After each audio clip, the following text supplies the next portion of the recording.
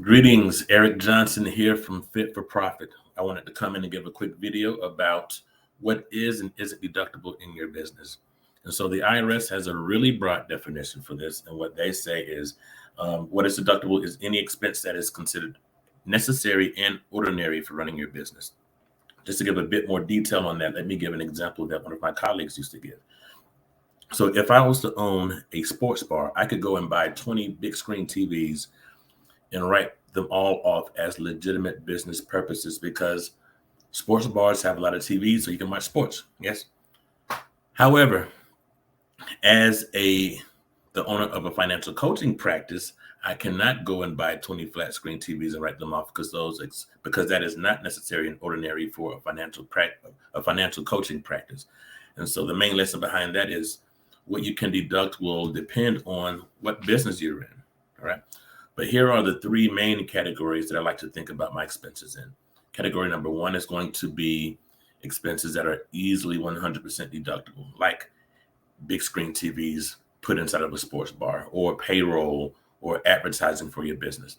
Bucket number two are going to be expenses that are easily 100% personal use, like grocery shopping for my family or childcare, things like that.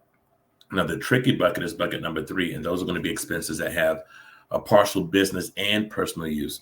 The two most common examples of that I see are going to be vehicle expenses, where you use your vehicle for both business and personal use, and also people who have home offices. There's more than just those two things, but this is just for illustration purposes. Typically, when you have expenses in that third bucket, that's both business and personal, what you want to do is have some type of mechanism where you can tell what business percentage is used versus personal percentage. And you want to deduct only the business portion. And if you can support that data, if you're audited, you'll typically get it, win that audit. So really short, simple, and sweet. Break those up into three buckets. Like I just said, watch out for that third bucket. And here is how I typically spend when it comes to the third bucket, where you have the business and personal use. I would typically spend with my personal account, but I would track those expenses so that when I file my taxes, I can still deduct them and get credit for it.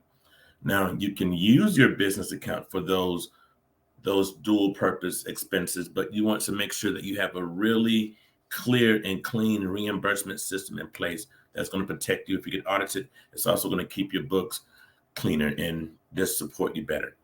I hope this was helpful, and you'll see us again soon.